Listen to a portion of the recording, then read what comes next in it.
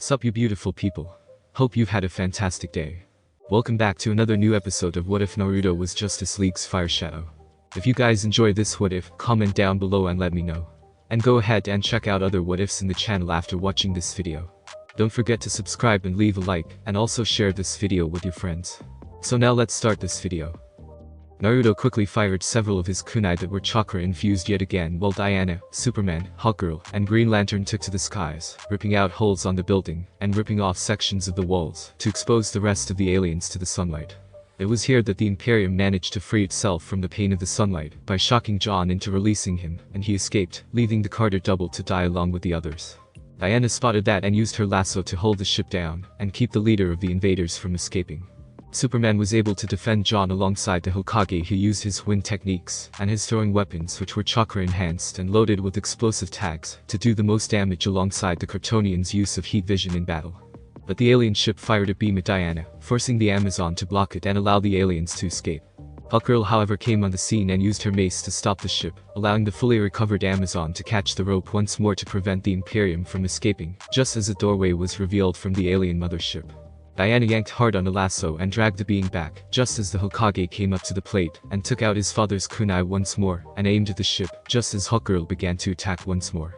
The Hokage fired the weapon, and it allowed him to move close to the alien ship, to make him smash an Adama Rasengan quickly into the ship's hull, which caused considerable damage to the vehicle, just as Hawkgirl's next strike was the final death blow, as Naruto quickly took out the kunai again. And went back to the factory. The Imperium screamed in fury as its vessel was sent smashing into the factory and nearly crushing Batman, but Flash saves the Dark Knight at the last moment. The factory was about to blow, and the heroes went to work saving the people trapped inside the same pods the aliens use, with Green Lantern carrying them in a bubble, while the others flew out of the now destroyed factory. The cloud cover was gone, and it seemed that light was filling Metropolis once more. However, the alien vessel was now trying to escape, no doubt abandoning its fellows, and hoping to avoid facing the fate that claimed its leader. Diana was angry at this and spoke out. Those cowards are fleeing. The idea of letting these aliens escape her without a fight was a big insult to her. After knowing what these aliens did to other worlds, including John's own world, she was not going to let them escape without being punished for their crimes. Naruto however was not going to let the aliens escape without a fight. He knew that he was going to have to go all out, and he hoped that he still had the chakra he needed for what he was going to do. He focused to gathering his Senjutsu chakra, and as soon as he gathered enough, he then dug deep into himself to get the aid of Kurama for what he was about to do. He had done something like this before when he faced Nagato and Konan, but at the time Kurama and him were not exactly in the best of terms. Now however, he and Kurama were on the same page as Kurama spoke to him. I know what you are up to, Naruto, let's do this. Right, I just hope that we do this right. The others turned in surprise when Naruto suddenly leaped forward to the nearest building, and then summoned another set of Kage Bunshin. 4 in number, 2 began to move their hands to create what appeared to be similar to that same technique he had used in conjunction with Diana and Hawkgirl. The other 2 seemed to be sitting down and did not do much at all. But it was here that they noted a deep orange field of energy that came from him. It was faint, but it was there as well, and the energy looked alive. By hair. Diana spoke out as she could feel a level of power coming from the Hokage, and she could feel the same energy, only this time, there was a lot of it as well, and the others looked on as they tried to figure out what he was doing. Naruto pumped more chakra into the sphere. This by far was going to be the largest Rasen Shuriken he was going to make in his life. If it had not been for his mastery of the Sage Mode, his literal decades of experience, and his alliance with Kurama, this move would have been downright crazy and suicidal. Already the sphere took to the size of a massive boulder, and soon the sphere was surrounded by wind. The sound was piercing, and all the other heroes had to cover their ears, as the sound was enough to make it sound like a host of human-sized screaming bats coming out of hell. Hawkgirl was quick to cover her ears the most, not an easy feat with a mace in her hands. How the heck is he doing that? Green Lantern was stunned as he looked to see the sphere appear. The massive Rasen Shuriken was like a literal spiral of screaming blade-shaped wind. One of the copies of the Hokage who had been sitting down then disappeared in a puff of smoke, and the sphere became even larger. The second one quickly got one of his special kunai, and gave it to Superman and spoke. Fire this at the ship, Superman. Superman decided not to argue and do as Naruto instructed, and as he did so, the second Kage Bunshin disappeared in the same manner as before, and to their surprise, the 2 Kage Bunshin and the real Naruto vanished, only for the group to see Naruto actually appear above the alien vessel. The distance was high, but Superman saw it with his telescopic vision, and he was stunned to see that Naruto was now on top of the alien ship while in midair. Naruto focused all of his gathered nature chakra and Kurama's purified power into the Rasen Shuriken once more, increasing the size to that of being close to half of Gamabunta's form. He had already managed to get the kunai in mid-flight just by sheer luck, and now he was going to unleash the combination jutsu. He had never done this before, but if there was one thing he knew, his life was a compilation of events that had him doing things no one would dare dream of doing. The other Kage Bunshin each then moved away, and soon the chakra he had taken from Kurama in the past was now keeping the Rasen Shuriken stable, while the other Kage Bunshin then did the hand seals and soon unleashed the technique he picked up from Itachi, and with his partner's chakra and his sage chakra in the mix, THE4 jutsu was going to be impressive. Kaden. Kakakyu no Jutsu. The two massive fireballs were unleashed in that moment, just as the two Kage Bunshin disappeared in clouds of smoke, as the real one tossed the Rasen Shuriken. Naruto watched as his Rasen Shuriken soon merged with both of the Kakakyu no Jutsu fireballs, and soon formed into one massive fireball, with fiery wind blades spinning around it. If that was not an impressive sight, he had no idea what was an impressive sight. The massive attack smashed hard into the ship as it was about to get out of the city and smashed on the middle of the ship, and just above the area where the engines would be. The sheer impact of the combined attack was spectacular, as a veritable firestorm of destruction began to consume the ship's area. The sheer amount of chakra Naruto put into the attack was a feat no one in Konoha would ever see, and if they did, it would reinforce their faith in him as the finest Hokage the village ever had. The attack tore into the armor of the ship, and also caused a large amount of destruction, and inside the ship, the aliens were running in pain and shock at the attack. More sections of the ship were being torn apart by the combined wind and fire chakra, as it spread fast as the normal Rasen Shuriken would have done in battle with regular foes. Any alien caught were torn to shreds, and soon the ship exploded into two pieces. The fiery remains of the alien ship thankfully did not crash into the city of Metropolis. Naruto however was really tired, and began to lose his focus to save himself quickly. Thankfully he was not alone as he was soon caught by both Diana and Superman. He looked at the two heroes and gave them a nod as he spoke with relief in his voice. "Thanks for the assist, that move really took a lot out of me." Superman nodded at that as he looked at the now crippled ruins of the alien ship. "I can bet it did, but at least we can deal with them and make sure that they can no longer harm anyone." Diana nodded at that and spoke. "You have amazing power, Hokage. I have never met many people who can control that level of power outside of Themyscira. Are you sure you are not a demigod by any chance?" Naruto laughed a bit at that as he had read up on that term when he heard of it, and was curious what it actually meant, since he planned to try adding it to his books. And while his ego was enjoying the idea of being called the child of a divine being and a human, he was far too old for such a term being used on him and replied, "Nope, my parents were both human, Diana, but I am really going to need to rest. I am burned out for now, and I can really go for some actual and authentic ramen. None of that instant ramen for a while, I've had too many of those." Diana had no idea what that was, but Superman did and laughed a bit as he replied, "I know a good place you might find here, hopefully it's not too ruined, but we still have to deal with the others of the Imperium." Yeah, darn it, no rest for the heroes, let's get this over and done with. It was days later after the heroes forced the Imperium back, and they were now working out on removing the last remains of the aliens that were left behind. It was a great sign of relief to the people, but not everyone was happy with the situation. The military were talking about how they were all lucky, but they cannot let this happen again. They needed some way to make sure that if it were to happen again, then they would be ready for battle. In the back of Gotham, Bruce himself thought it over and decided that now was the time to use something that he had been working on months before.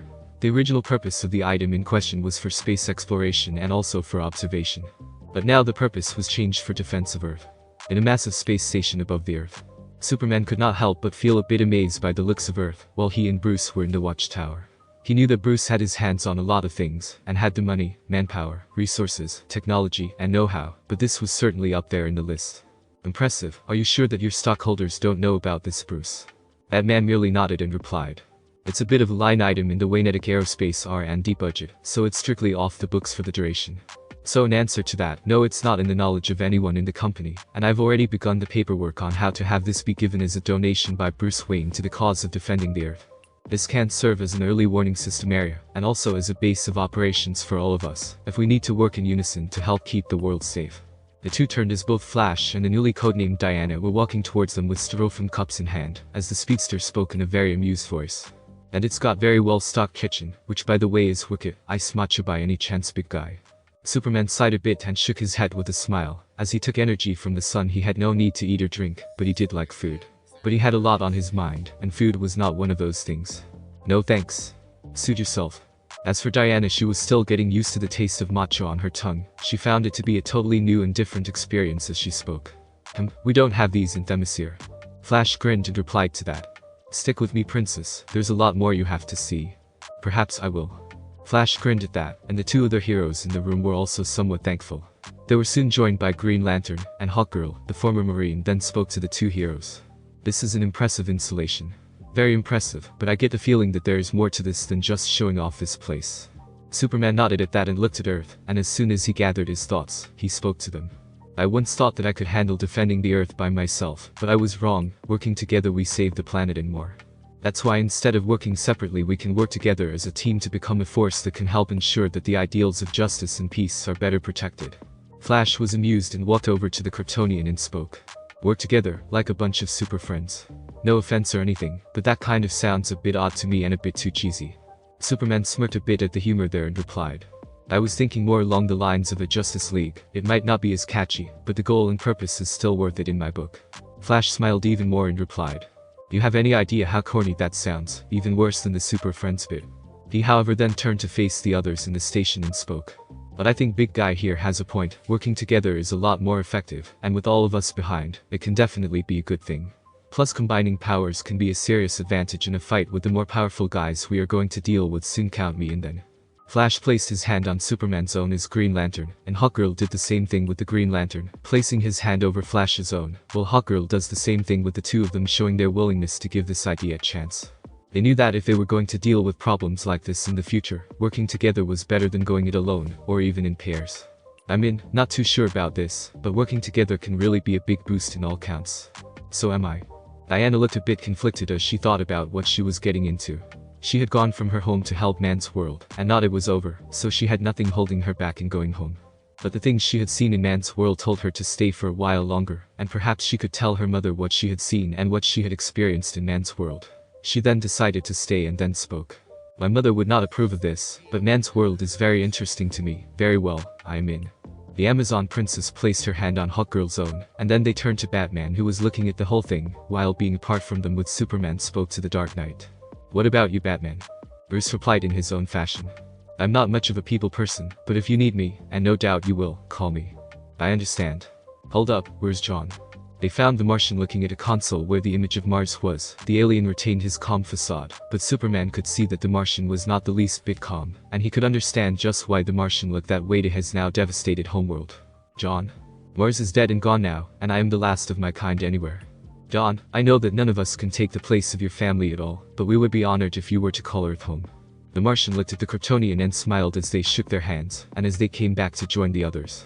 That was when Flash noted something was missing in this situation, or rather someone. Hold up, what about the Hokage? He helped out, didn't he? Green Lantern nodded a bit, and while he was not keen on the idea of having the blonde in the group, he had to admit having him in the group was a very good idea, since he had a lot to offer the team. He was not alone as Diana spoke as well. Yes, his abilities and skills speak highly of him. It would be a shame to not allow him to be part of the League. I agree with Flash that he helped out in fighting the Imperium, so he too should join. Hawkgirl then spoke. But he left as soon as it was over, and it might be a while since Los Angeles is a big city, and none of us I think have been there before. Superman however smiled a bit and replied.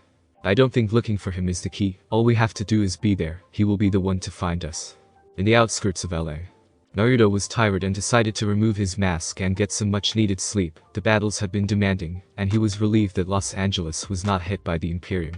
Had they managed to get more of their factories all over the planet, then the battle would have been a lot more difficult for him and the other heroes, as well as tiring to the bones. Once the last traces of the aliens were gone, the blonde decided to go when the getting was good. It might not be night time here in LA as it was still mid-afternoon, but he was really in the mood to sleep and call it a day. There was no doubt the cops had the city covered, so no sense for him to go around for the night. His base, or rather current base, was actually a soon-to-be-demolished apartment condo that he had been able to take residence in and use as his base of operations when he decided to live mobile. Just like his temporary base in Gotham when he visited there, he had only to clean up the place, reconnect the place's water supply temporarily, and then make sure to only come in late at night, and he only relied on some portable gear to make his life easier while on the highest floor of the apartment. The gear in question included a portable heater for cooking food, some cooking utensils, electrical lamps for lighting, a portable TV with a portable power supply with satellite dish for cable connection, a radio with CD player, a portable ice box for drinks and water, a small portable electric fan, and finally a sleeping bed and some pillows. All of which he carried in ceiling scrolls, so there was no way to trace any use of power. He also made sure to use the water only in the early morning and late at night, to make sure that he did not take too much water to raise an alarm and shut it down when he did not need to use it. So if it ever came to a point that this place was going to be broken down by the city government, he could just pack up and leave, leaving not a single trace for the people to find him. So far no one had found him yet in his place, and he was happy for that. He looked at the pot filled with some sliced beef and water and herbs, that was going to make a good soup to eat. Most people would have considered his living conditions bad, but he was not the least bit bothered by that. Once he was done cooking his food, he decided to eat his meal and go grab some shut-eye, but not before making sure to have his place lined up with warning tags and traps to get his attention. He might be living on the 10th floor, but no sense not getting ready for anything or anyone.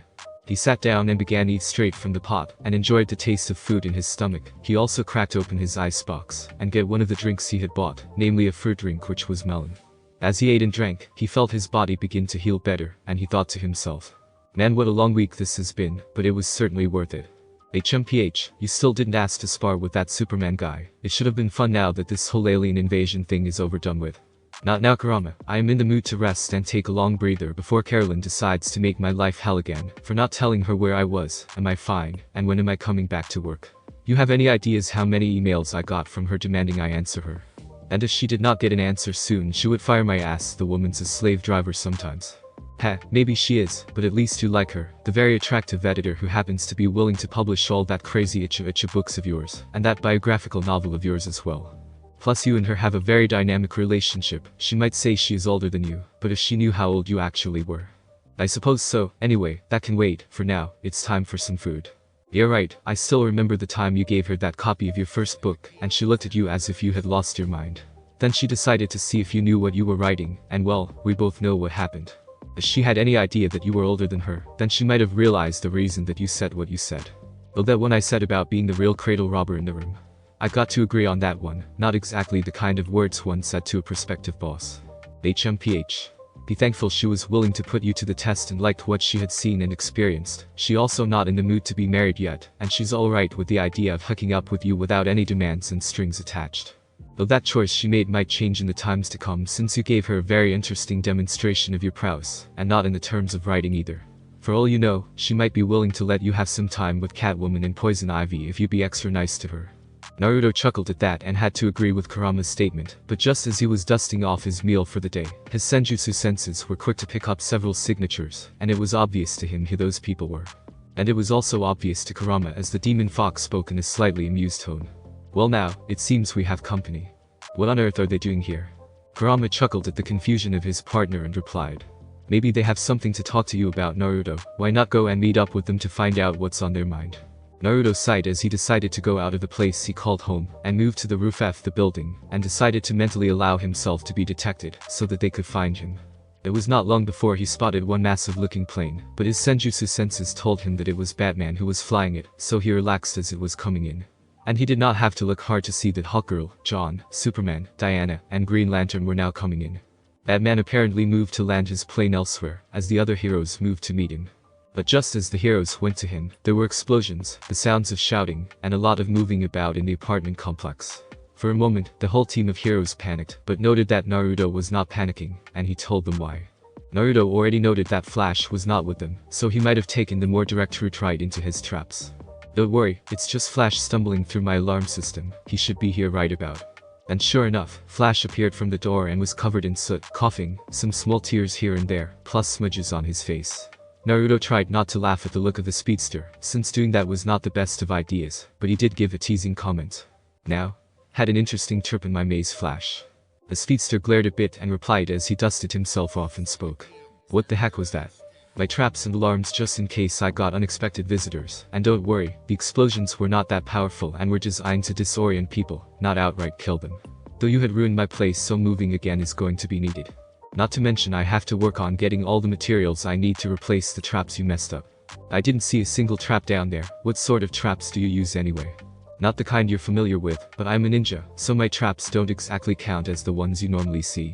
You're darn lucky that you did not try that run, though some of the trap-loaded places I've been to, usually the traps in set places were less than gentle. You guys caught me when I was having a nice meal, so I guess I should invite you all in, but mind you, this place ain't exactly the kind anyone could consider me. In his home. And the League found out Naruto was not kidding in the slightest. He lived in an abandoned building, and was the kind one would consider condemned, and soon to be destroyed. The idea of someone like the Hokage living in squalor was something that none of them were expecting.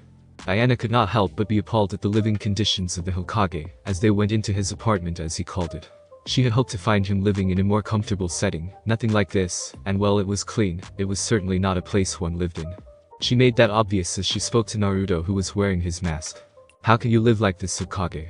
The same was in the minds of the others. Even Flash had to admit that he was surprised at how minimalist Naruto's place was. That was after Flash managed to avoid the traps the blonde had set up at the lower floors, all of which involved flash bombs, smoke bombs, sending launchers, and some explosive tags that were not that powerful. Naruto shrugged and replied to that as he expected such comments. This place is only a temporary residence, Diana. I plan to leave this place soon enough, and find myself a new place to call home, since this one's about to be destroyed anyway by the city government, so they do the erasure of my residence for me. And there are some advantages to living off the grid after all. What exactly do you mean by that term, living off the grid? It means that I don't show up when people try to look for me, I don't pay taxes, I don't have a permanent address, I don't have anything to trace back to me, and because of that, I can be pinned down by anyone easily, just in case the bad guys decide to look for me. Unless they decided to just go all out and then start tearing into the city building by building looking for me, which of course is bad for them in more ways than one. Plus they don't know what I look like since I always disguise myself. I pretty much live like a shadow, here 1 second, and gone the next. It's not pretty, but it helps keep me away from prying eyes, namely the ones who happen to want to put my head on the proverbial platter. But the only reason I decided to reveal myself is that I worked with you guys before, and I figured you were all looking for me, so why make it harder? Naruto then decided to sit down on the nearby chair next to the table that was left behind by the previous residents, who decided to just buy a new set, and replied with a smirk behind his mask.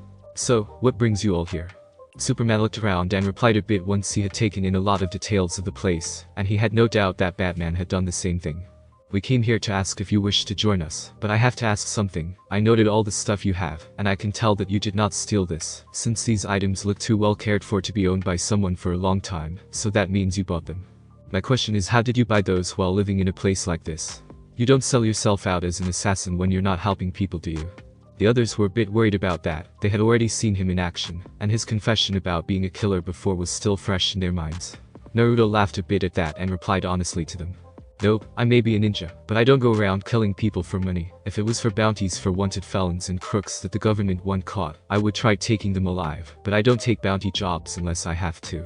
Plus they don't pay as much, though I am interested in the FBI's most wanted list. And you already know that I don't kill unless I have to, Superman, so don't worry about it. Let's just say that I earn most of my money through what I write. That surprised Batman a bit, and he made that obvious to Naruto. You write stories? Yep, and that's all I have to say. I am entitled to some secrets about myself after all. Let's just say that you'd be surprised on what you can make as a writer if you know a good story and have the imagination to go with it. And I usually happen to be very busy when I am not helping the police, so I pretty much do what I can. And just before you ask, no, I will not say who my editor is, since there is a thing about confidentiality. All I can say is that I get paid well enough to be able to live on my own, though I prefer the nomadic lifestyle for both personal and practical reasons. Anyhow, what's this you wanted to tell me about again? Superman decided to answer that question first. We wanted to ask you about joining us in forming a team to help protect Earth. I can show you the place we can operate from if you have the time. Naruto thought it over and nodded. Alright then, give me a second to pack up my stuff. I always take these along wherever I go anyway. Plus afterwards I can get some much needed shut-eye, since I am dying to get some sleep. The other heroes watched as Naruto gathered his things together, and then placed them on an open scroll with some rather weird writing. Batman could see that it was Japanese in some form or another, but he did not know the dialect. And the others wondered just what the scroll was for, and why the Hokage was placing his things there. They got their answer when Naruto placed his fingers in a position, and then in a puff of smoke, everything on the scroll vanished. Flash was the one to sum up the thoughts of the others as they saw that. Whoa, what the heck was that?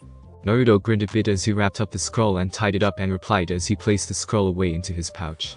That was a storage technique, and this is a storage scroll. I can't really get into specifics on both technique and scroll as it is a secret I have no plans on revealing. But I can say that I just sealed the things I need all in this scroll for easy transport. I carry all I need in these scrolls, and only I can unseal them and use them again.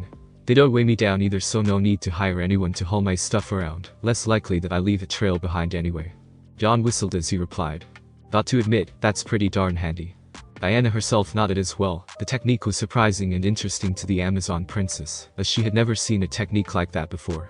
I agree, I have never seen magic like that before, even on Themyscira. The other heroes were also intrigued. Sure, there was technology that could store away large numbers of items away, and even some magic, but the Hokage's way was not in either realm and different altogether. That man had to admit that he had heard about some form of storage techniques in his ninja training days, but they were usually myths used by ninja to mislead their foes. This was the real thing, as there was no way all of the gear could be carried by one person without being weighed down or seen carrying too much. Superman had heard of such technology and had seen it himself, as well as some magic, so he was not too surprised, but since there was no sign of magical energy and incantation, this was new. Naruto laughed gently at that. Yep, and it complements my nomadic lifestyle pretty well. All I have to do is buy food, drink, fuel and clothes, store them away, and off I go. I can store a lot in these scrolls too, but not that many, and certainly nothing the size of a house. So where do we go from here now that I am all packed and ready to go? On the way to the watchtower, Naruto was like a kid looking at the world's largest merry-go-round. As the javelin took its trip to space, he had never been up here before, and already he was awed at the sight of the planet Earth as they moved away from it and headed to the watchtower. He was already old and had seen much in his life, but seeing a world from the viewpoint of space was a treat to him, and seeing the sun and moon the way he was now was worth it. If his wives were still alive or any of his friends were alive and with him, he wondered what their reaction would be. The other heroes, however, were utterly curious on why Naruto was acting like he was a real teenager. They noted his attitude shift when the javelin finally broke free from the atmosphere of Earth, and how he was trying his best to get used to what he was seeing before him. Most of them had been in space before, and Bruce had been able to go to space when he had the watchtower built years ago. Superman obviously had traveled to space before for a number of reasons. John had been out for 15 years in space as Green Lantern. Hawkgirl had been fighting on other places before as a secret member of the Niggers military, and John had been naturally an alien being, so being in space was nothing new. As for Flash, he had been able to see space before, so he was not all that impressed, though being on the Javelin, and the watchtower was a close second. The only ones who were awed by all this were naturally Diana and Naruto, the former who was still impressed by the sights, even after being in the watchtower for a while, and sampling some of the things that man's world has. And the latter had never been in space before, since his world's technology was nowhere near this level. Naruto turned to look at the watchtower and whistled a bit at the sight while looking wide-eyed as John decided to rub it in. For a guy who said he was older than most, you're acting like a kid seeing his first Livsu. Naruto laughed a bit at that and replied, I am older than most, but this is all new to me. Later, Naruto was now in the very same room that the newly formed league had been made, and he was still awed by the facilities here in the space station. He was not kidding when he spoke to Lantern, as he had never been in space and in a place like this. He was dying to explore every nook and cranny of the place, but decided to save that for a better time. Now here he was, facing the other members of the league, and Superman explained what he had envisioned in the formation of the league. Naruto listened, and he had to admit that it was pretty interesting. In a slightly skewered way, it sounded like he was joining a more heroic version of Akatsuki. The group of S-rank ninja had been used as an outside force by other villages on occasion, and eventually they were the Shinobi Alliance's worst enemies alongside Madara, Sasuke and Kabuto. He had no love for most of the members of Akatsuki, with the marked exception of Itachi, Uchiha and Nagato, due to them being mercenary ninjas for the fact that they had been hunting him and the others for years. He was not the least bit disappointed to send them all into the grave after hunting down and killing Kabuto. The League was similar, but they all were also protecting their own cities, and came together to help defend the Earth better from all threats that might appear and support one another. This did not sound all that bad in his mind, and being asked to join was surprising to him in every sense of the word. As soon as Superman was done explaining the whole idea of the League and what it would be doing, he looked at the assembled heroes, and he decided to say what he felt was needed to be said. I'm not all that sure having me around is the best of ideas. Don't get me wrong or anything, the idea of the League sounds very promising. But I have killed before, as you already know, and I am not adverse to the idea when the enemy becomes too unreasonable. You sure you want me on the team? Flash replied to that. Hey man, you rocked in that battle, plus you are pretty much alright, despite the fact that your little gauntlet of traps tried to turn me into a pincushion. Naruto chuckled a bit behind his mask and replied. Sorry about that, Flash. Why you decided to take the front door, I'll never know. Anyway, back to topic, are you guys sure about this? I mean, Lantern might object to that, won't he, since we were not on the best of terms? I might, but seeing as we are going to need all the hands we can get in this league, I can't exactly argue. Naruto thought it over a bit more, and Kurama decided to speak to his partner. I think it's a worthwhile run, at least you won't have to worry about what might happen when the metahuman criminals might start appearing on your little city of angels. Plus being on their side is pretty much a good thing since they are alright enough. Besides, at least you get to be around those two ladies a lot more. So at least you don't have to waste time imagining doing things with them. Kurama, shut it. Quit pretending, man. You know I am telling the truth, but I think that we should at least tell them about a few things. I can bet that Superman deserves to know just how you figured out his identity, that way he can relax more. Or you can do that and then reveal the whole story. Does that include telling them about you and how we got here? That's your call, old man, not mine, and you know already the dangers of revealing secrets and the relief that Sim can get from revealing secrets. Knowing you, however, you might be able to turn them around with the truth and how you present yourself. Okay, I guess I might as well start by revealing just how I figured out who he was without saying anything. Alright, but before I give my answer to whether I joined this league or not, I think that I should be a bit more truthful about some things about myself. One such thing includes a question that I think is on the mind of Superman for some time. Superman raised an eyebrow at that, and he guessed just what Naruto was getting at as the blonde confirmed his suspicions.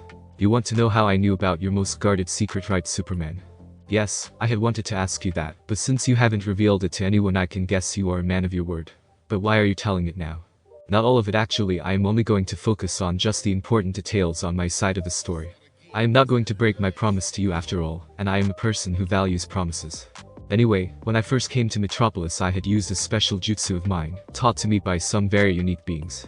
They showed me the ability to sense a person's chakra level and power. I'll explain chakra later when I feel that you should know about it, but suffice to say I had developed the ability to sense chakra quite well. So when I used in Metropolis, I was able to sense every person in the city's chakra, something of a precautionary measure habit I have been able to develop after some time. Superman was not sure yet, but as he began to grasp it, he then began to guess just how the Hokage was able to sense him back in Gotham. Batman was also intently listening to this, and he began to see the meaning behind it as Clark spoke. You sense my chakra as well? Naruto nodded. Yep, and I got to say, you have a really large amount of it, and it was hardly the same to what I had sensed in humans. So I already knew that despite your choice of disguise and your human looks, you were hardly human. I tracked you down and then took a henge. Flash spoke next. Hold it, what's a henge? Naruto laughed a bit and just did the hand signs, and to the League's surprise, Naruto took the appearance of Green Lantern. John was surprised in a higher sense, since it was similar to his people's ability to shape-shift. Stuart felt both surprised and annoyed that he was being used as a test subject by the blonde guy's action. Naruto then spoke, surprising the League further as he spoke with Stuart's voice down to the last detail. This is henge. This allows me to copy every physical trait a person has, from looks, clothes, skin tone, and voice. It's one of the many skills I picked up over the years, and I was trained in its use for a long time. But it does have flaws, let me show you. He lifted up the hand that had the lantern ring, and they noted that when he tried to focus on it, it did not react in the way it did with Stuart, even when Naruto had Stuart's glowing green eyes when he used the ring.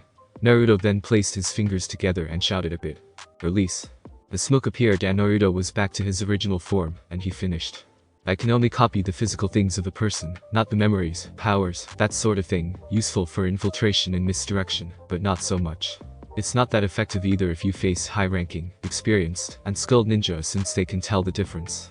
This jutsu is actually a very basic technique, so anyone who is trained in the way I was can do it. Flash replied to that with a wide grin. Cool. Now that must be one heck of a party trick. Works wondered on missions too, huh? Yep, now back on topic for Superman. This is how I got close to you. Naruto then used the henge again, and soon appeared in front of Clark in the same form as before, and Clark was wide-eyed as Naruto grinned at him as he spoke. Curtis. Naruto then reverted back to his original appearance, and decided to get serious, as he knew that his next decision on the matter of his past was going to be deciding his fate with the rest of the League before him. You got it, Superman. That's how I figured things out in regards to you, but I did not do anything else afterwards. And through the same jutsu I was able to sense you when you were in Gotham with Batman and his crew. You were the only one with that chakra type in the whole city, so I knew you were coming. I told you this to at least ease the question out of your mind, and truth be told, this is just part of the things I need to reveal in order to know if you all are still willing to have me be part of the League. And if I feel ready, I can tell you about that trick you saw me use when I made more of myself. John could sense the turmoil in Naruto lightly. He did not pry deeply into Naruto's mind, and he did recall that on occasion, he had sensed that there was something else in Naruto's mind. He had felt it before when he tried to use his telepathy to get his attention and his aid in fighting the invaders. Naruto then spoke to them in a calm but undeniably serious tone. There's a reason I am different to you here, and this I am not from around here. I come from a village that happens to be a very long distance from here. And you will not be finding it anywhere on the map of any nation and country. That made the League curious as Batman was the one to speak first. What exactly do you mean by that? It's because I come from a world that is nothing like yours. I am what you might call a totally different world. Thanks for listening. I do hope you enjoyed. If you want the next part of this video, like, subscribe and comment down below, and turn on the bell notification. And also check out other videos that I have created and enjoy. See you in the next video. Peace.